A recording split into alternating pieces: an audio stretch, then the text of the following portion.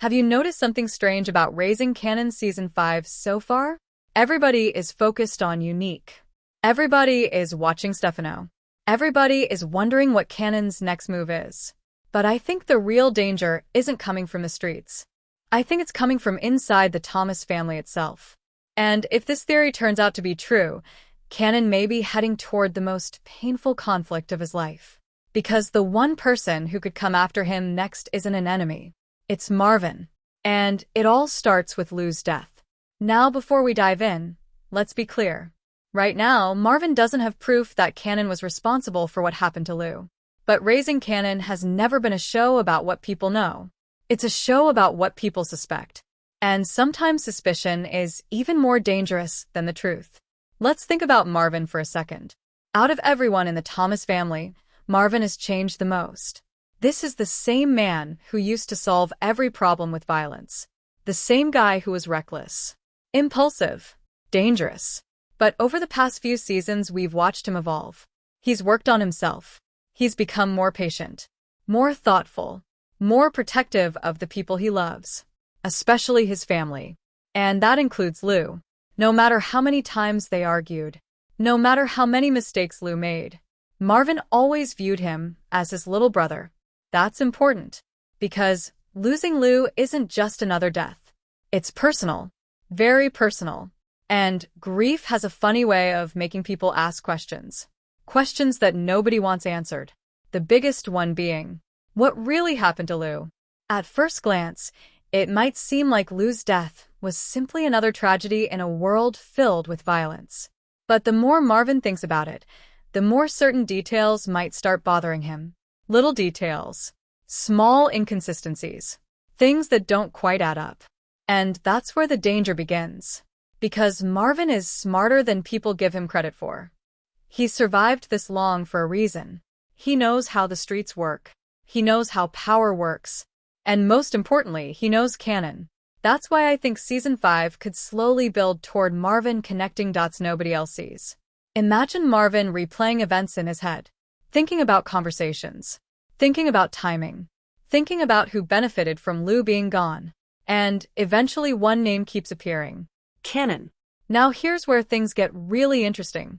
Because even if Kanan didn't directly kill Lou, MARVIN may still blame him. And honestly, that could be even worse. We've seen this before in crime dramas. Sometimes guilt isn't based on who pulled the trigger. Sometimes it's based on who set events in motion, who created the situation, who made certain choices. If MARVIN starts believing that Kanan's actions led Lou toward his death, the result could be exactly the same. In MARVIN's eyes, responsibility and guilt become one thing. And suddenly family loyalty begins to disappear. The saddest part?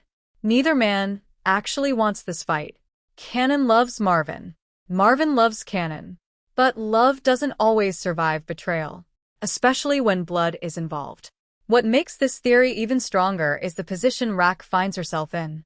For years, Rack has been the glue holding this family together.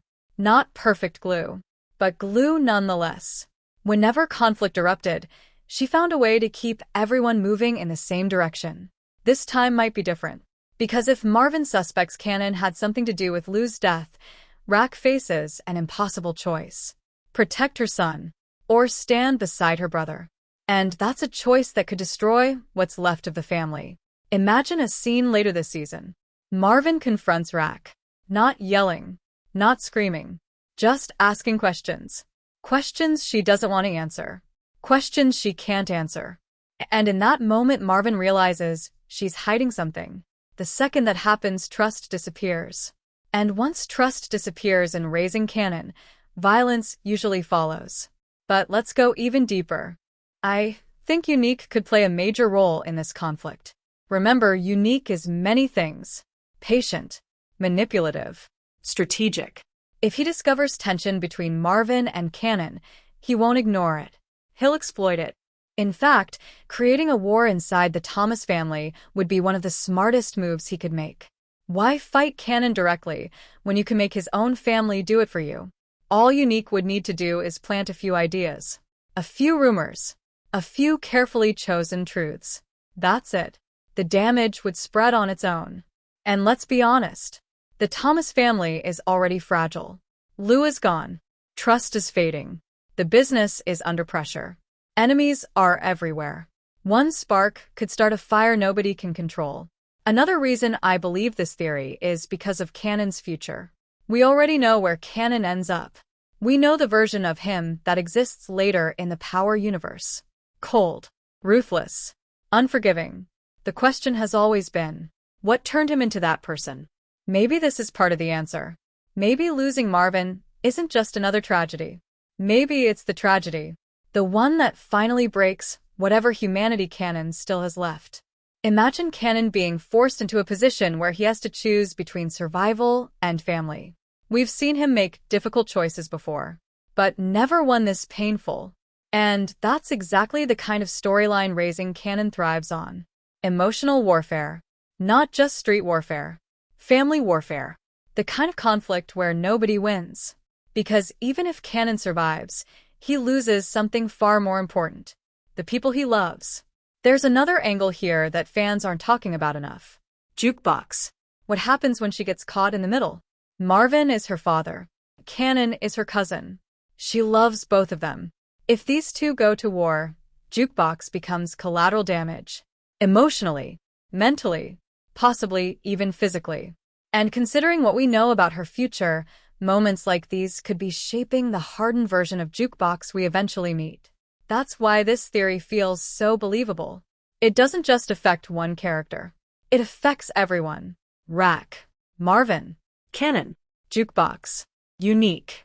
The entire story changes. By the end of Season 5, I could see Marvin uncovering enough information to become convinced that Kanan played a role in Lou's downfall. Whether he's right or wrong almost doesn't matter. What matters is that he believes it. And once Marvin believes something, he acts. The old Marvin would have grabbed a gun immediately. The new Marvin might investigate first. But eventually he'll reach a point where he feels he has no choice. That's when the collision course begins. a showdown years in the making. Uncle versus nephew. Family versus family. Love versus loyalty. And if Raising Kanan decides to go down this road, it could become one of the most heartbreaking storylines the franchise has ever produced. Because the greatest tragedy wouldn't be Marvin discovering the truth. The greatest tragedy would be realizing that the person responsible is someone he once treated like a son. And for Kanan, the greatest tragedy wouldn't be losing a war. It would be realizing that every step he takes toward power pushes him further away from the people who actually cared about him. That's why I think Lou's death isn't the end of a story. It's the beginning of a family civil war. And if this theory is right, Season 5 won't just be about drug empires collapsing. It'll be about the Thomas family finally tearing itself apart from the inside.